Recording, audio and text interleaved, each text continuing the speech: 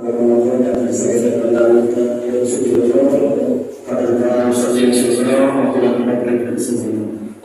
صل على سيدنا محمد.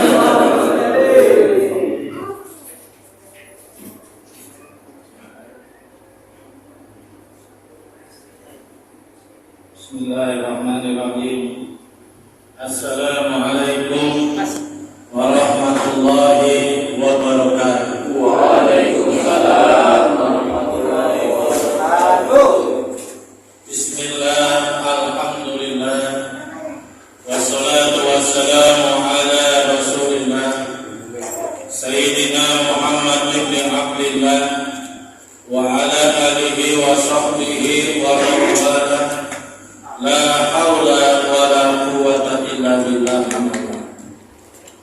Alhamdulillah, jamaah sidang tarawih yang saya hormati dan yang Allah muliakan.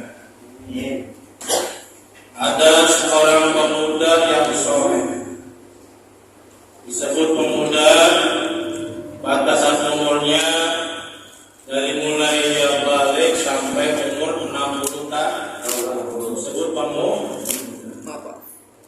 Kalau di atas 60 tahun namanya bukan pemuda, siapa? Tapi ketua pemuda. Sebab sudah tua pemudanya. Ini pemuda yang soleh, luar biasa ibadahnya. Sebelum azan berkumandang, dia sudah siap-siap. Pada suatu subuh, sebelum azan berkumandang, dia mandi, kemudian memakai baju yang terbaik di rumahnya. Dia berwudu, kemudian memakai wangi-wangi. Berjalanlah dia menuju musola atau masjid, katakanlah musola Nurul Islam. Sampai di persimpangan jalan ini pemuda tiba-tiba jatuh, kotor bajunya. Kira-kira kalau kita yang mengalami, jadilah kita ke musola. Maka pemuda balik lagi ke rumahnya. Ngapain? Mungkin kalau Pak Ion yang ngalamin nggak jadi ke musola, karena sudah belepotan, itu bajunya kotor badannya. Tapi ini pemuda, dia mandi lagi, dia milih pakai pakaian terbaik lagi, dia berwudu lagi, dia pakai wangi-wangian, dia berjalan lagi ke musola dan ke masjid untuk sholat subuh. Sampai di persimpangan dia jatuh lagi, para hadirin. 2 kali ini pemuda jatuh, maka dia balik lagi. Kalau kita yang ngalamin bagaimana? 2 kali jatuh, 2 kali kotor. Puasa urusan puasa nggak mungkin, atau malas balik lagi. Tapi ternyata pemuda ini dia mandi lagi, para hadirin. Dia cari lagi baju yang terbaik di lemarinya. Dia berwudu dan dia pakai wangi-wangian kembali. Dia berjalan lagi kembali menuju musola untuk sholat subuh. Sampai di persimpangan jalan dia melihat seorang kakek-kakek memakai obor, memegang obor. Oke, sedang apa? Kakek ini siapa? Maka kakek-kakek ini jawab, saya ini saya.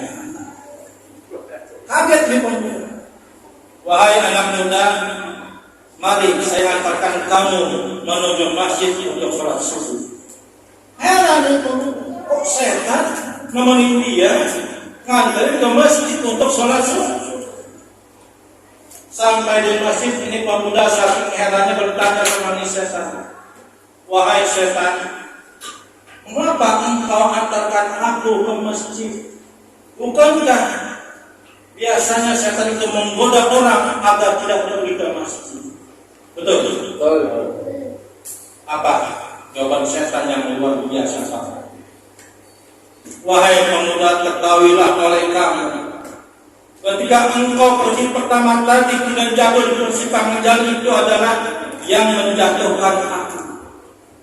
Jadi ini pemuda dijorokin sama setan dengan harapan agar engkau tidak pergi ke masjid. Tapi ternyata engkau mandi lagi, engkau pakai baju yang terbaik, engkau pakai wangi-wangi yang berdu kembali, dan pergi ke masjid. Wahai pemuda, ketahuilah olehnya, dengan sebab itulah perbuatan kamu, orang tua kamu Allah hapus segala dosa-dosanya. Luar biasa. Dengan sebab itu orang tuanya dihapus semua dosanya oleh Allah SWT. Kemudian yang kedua, aku jatuhkan kembali wahai pemuda, dengan harapan agar engkau tidak lagi pergi ke masjid. Ternyata engkau mandi kembali, memakai baju terbaik, memakai wangi-wangian, berwudu, pergi kembali ke masjid. Tahulah engkau wahai anak muda, dengan sebab itulah tetangga-tetangga kamu yang sedang tidur Allah hapus segala dosa-dosanya. Luar biasa. Itu bayar. Maka yang ketiga, aku tidak mau terjadi Bapak yang muda. Kalau ini terjadi, sia-sialah kerjaku selama ini. Bisa-bisa satu kampung Allah hapus segala dosanya oleh sebab perbuatan kamu tersebut. Tuh, luar biasa bukan? Adakah di antara kita seperti itu? Ada di antara kita. Dalam surat At-Taubah Allah berfirman, ini hubungannya dengan firman Allah ya. Segala sesuatu ada hubungannya dengan firman Allah. Bismillahirrahmanirrahim.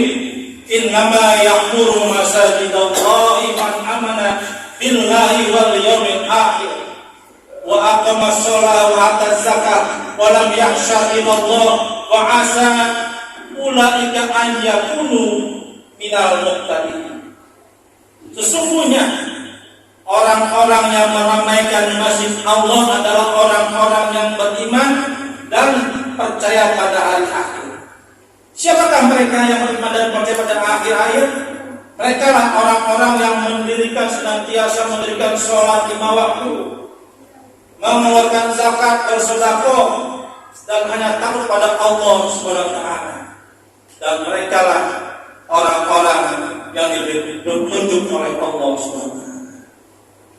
Saya meneliti di Musalamul Islam, dan alhamdulillah ada ternyata seorang pemuda seperti ini. Bukan satu, banyak para seorang pemuda di Musalamul Islam yang siangnya kerjanya dagang roti, para dagang roti keliling, isi-isi warung. Ketika ajar berkumandang, dia ganti bajunya, pakai baju koko, dia pakai sarung, pakai peci, dia berjalan dari rumahnya, padahal kakinya sakit, pincang dadanya. Ada kita seperti itu? Ada. Luar biasa. Dia berjalan kakinya sakit, dia sholat tarawih 20 rakaat sampai selesai pada kakinya sakit pincang. Itulah orang-orang yang meramaikan masjid Allah. Betul. Alhamdulillah. Ada lagi para seorang pemuda di Musalamul Islam yang siangnya kadang-kadang dan setiap hari dalam tempe para. Dalam tempe. Tapi begitu azan berkumandang, dia ganti baju, dia pakai sarung, dia pakai peci. Ya, kadang-kadang dia azan subuh tiap hari subuh di sini. Dan dia nggak lupa kantongnya masukin 10.000 buat masuk kotak promo tiap hari itu para hari. Itu pedagang tempe keuntungannya 10.000 masuk kotak promo. Sudah meramaikan masjid, dia masuk kotak promo. Sesuai dengan rumusan Allah, orang yang beriman adalah orang yang mendirikan sholat dan senantiasa mengeluarkan zakat. Ada seperti itu. Alhamdulillah. Mudah-mudahan mereka membawa keberkahan bagi kita semua. Tetap ada lagi yang luar biasa para hadirin. Ini orang cerdik, pintar. Ini kan siangnya dalam sambulan, dagang, dari rumah nggak pakai peci, nggak pakai sarung, pakai topi, ya kan, pakai polos. Sebelum azan berkumandang dia datang ke musola, dia bersih-bersih, dia sapu ini musola. Dia bukan di musola, bukan hanya satu hari doang, tiap hari. Itu ketahuilah pada hari satu tubuh yang dia bersihkan di musola Islam 10 kebaikan. Satu doang. Bayangin debu itu, bisa nggak di rumah kita? Luar biasa. diramaikan musola. Dan ternyata adalah para hadirin seorang yang namanya kalau sedang kerjanya tukang hordeng, dagangin hordeng. Saya perhatikan semuanya. Begitu ada berkumandang pakai baju yang baik, yang bagus, pakai wangi-wangian, masuk ke musola. Begitu naik musola ada yang rusak, dia kasih uangnya, untukkan di musola. Bukan hanya melakukan musola, dikeluarkan uangnya hartanya untuk meramaikan musola, masjid Allah SWT. Sesuai dengan rumusan Allah. Orang yang beriman adalah orang yang senantiasa mendirikan sholat dan mengeluarkan zakat. Maka bersyukurlah kalau ada satu kampung orang-orang seperti itu. Betul? Kalau bapak Anda selesai, mudahan orang yang rumahnya dilewati oleh orang yang soleh yang beriman menuju masjid, dilewati rumahnya diciptakan berkah oleh Allah SWT. Orang yang rumahnya dilewati orang yang soleh untuk pergi ke sholat masjid atau untuk sholat lima waktu.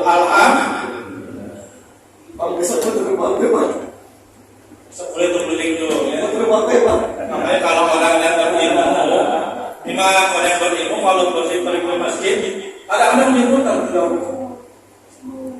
pintar dia kenapa? Agar langkahnya lebih banyak, pahalanya lebih banyak, dan keberkahannya lebih banyak. Alhamdulillah. Dua kali. Hadirin sekalian berbahagia. Apakah sudah dijamin kita semua yang meramaikan musola masjid Allah, sholat lima waktu, mengeluarkan zakat dijamin oleh Allah masuk surga? Belum ada jaminan orang yang sholat masuk ke surga oleh Allah. Yang sholat aja nggak ada jaminan, apalagi yang nggak sholat. Betul. Bayangkan kita pengen masuk surganya Allah yang abadan selama-lamanya, ribuan tahun, jutaan tahun kita nanti tinggal di surganya Allah. Kita bayar dengan ibadah kita hanya beberapa tahun aja. Ibadah kita paling khususnya berapa tahun? Kita ibadah 20 tahun. Di antara 20 tahun itu yang khusus, yang ikhlas hanya 1 tahun untuk mendapatkan surga Allah. Pantas kita tidak sebanyak itu. Kita ingin mendapatkan surganya Allah, kita bandingkan dengan sedekah kita, infak kita, zakat kita yang ada sekian ribu, sekian juta, sekian miliar. Itu nilai masuk ke surga berapa triliun, ribuan tahun, puluhan tahun, jutaan tahun. Dan bandingkannya pantas kalau kita bandingkan dengan ibadah kita. Betul. Maka kita jangan bersedih hati. Ada cara yang ingin saya kasih tahu sama jamaah semua. Cara yang luar biasa mendapatkan kebahagiaan dunia akhirat. Kalau kita kerja ada koneksi, gampang kan? Koneksi, tahu koneksi? Ada teman dalam kerja, gampang kan? Kalau kita naik pesawat dengan uang 10.000, bisa nggak? Nggak bisa. Tapi kalau ada koneksi, dikasih kartu gratis, kita bisa naik pesawat. Betul. Sama dengan surga. Sebab itu kalau kita punya koneksi akan mudah. Siapa koneksi kita? Siapa tahu? Nabi Muhammad SAW. Itulah koneksi kita. Ingin saya sampaikan sebuah riwayat ketika Allah berkata-kata dengan Nabi Muhammad, "Ya Muhammad, dengan sebab engkaulah aku ciptakan langit dan bumi beserta isinya. Dengan sebab engkaulah aku ciptakan langit dan bumi beserta isinya." Maka Nabi Muhammad tertutup. Bertanya Nabi Muhammad, "Ya Rabb, kalau memang langit dan bumi diciptakan oleh engkau karena aku, maka aku ini untuk siapa? Aku ini untuk siapa?" kata Nabi Muhammad. Maka kata Allah, "Anta liya habibi ya Muhammad." Engkau aku ciptakan khusus untuk menjadi kekasihku, wahai Muhammad. Ini Muhammad itu adalah kekasih Allah. Lalu sekarang engkau tahu wahai Muhammad, bumi dan langit beserta isinya aku ciptakan karena engkau, dan engkau aku ciptakan khusus untuk menjadi kekasihku. Maka wahai Muhammad, aku Allah ini untuk siapa? Tapi ya Muhammad, aku Allah ini untuk siapa?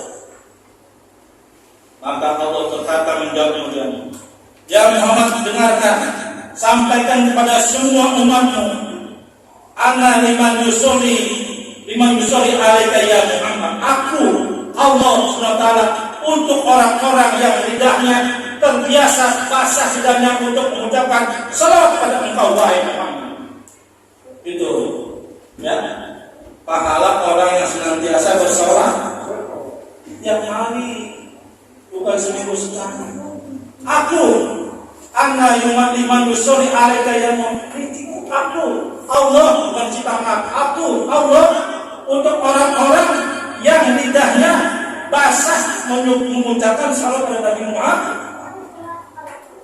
Maka daripada itu wahai jemaah, biasakanlah kita senantiasa bersalawat pada Nabi Muhammad. Kenapa? Ialah nanti dia akan membela kita mati-matian di padang mahsyar, membela kita umatnya agar masuk ke surga semua. Dia pasang badan di hadapan Allah, dia bersujud pada Allah SWT, minta pada Allah kita umatnya agar jangan disiksa, agar masuk ke surga semua. Amin ya rabbal alamin. Lalu apa tanda bukti cinta kita pada Nabi Muhammad? Tiap hari bacain selawat pada beliau 100 kali. Kalau nggak pas 100 ya 1000 kali. Nggak pas 1000 ya 5000 kali. Nggak pas 5000 kali 10.000 kali. Berapa lama orang baca selawat 100? Nggak ada namanya. Saya baca selawat 1000 kali setiap hari setengah jam. Dari tahun 98 sampai tahun sekarang, alhamdulillah, mudah-mudahan ada balasannya. Bahasa saya dibalas oleh Allah dan Muhammad SAW. 1000 kali setengah. Habib Munzir Al-Musawa, dia senantiasa hampir tiap malam bermimpi dengan Nabi Muhammad. Bahkan dia bertemu dengan Nabi Muhammad dalam keadaan sadar, karena dia senantiasa bersalawat. Apa salawatnya? Allahumma sholli ala sayyidina Muhammadin wa alihi wa sahbihi wa sallim. Habib Munzir, Allahumma sholli ala sayyidina Muhammadin wa alihi wa sahbihi wa sallim. Allahumma sholli ala sayyidina Muhammadin wa alihi wa sahbihi wa sallim. Allahumma sholli ala sayyidina Muhammadin wa alihi wa sahbihi wa sallim. Itu kondisi kita, jemaah. Kita nggak tahu ya, kita ibadah mungkin ada celaknya, ada bodohnya, ada nggak ikhlasnya, ada berjualnya. Banyak kita ibadah, kadang-kadang merasa kita beribadah udah paling mulia, paling soleh. Padahal kita belum tentu ibadah kita diterima sama Allah SWT. Maka jalan yang paling pintas, yang paling cepat adalah deketin Nabi Muhammad SAW. Sebab dia adalah kekasih Allah. Demikianlah para hadirin tausiah yang saya sampaikan pada malam hari ini. Semoga bermanfaat untuk kita semua. Bagi jamaah yang mengamalkan salawat, maka saya jajakan dengan terima qabil ijazah langsung dikerjakan malam ini dan seterusnya. Ya, jangan sampai kagak. Kalau kita sendiri nggak tahu apakah ibadah kita cukup untuk menuju surga Allah SWT. Kita nggak tahu. Sekian, terima kasih. Wassalamualaikum warahmatullahi wabarakatuh.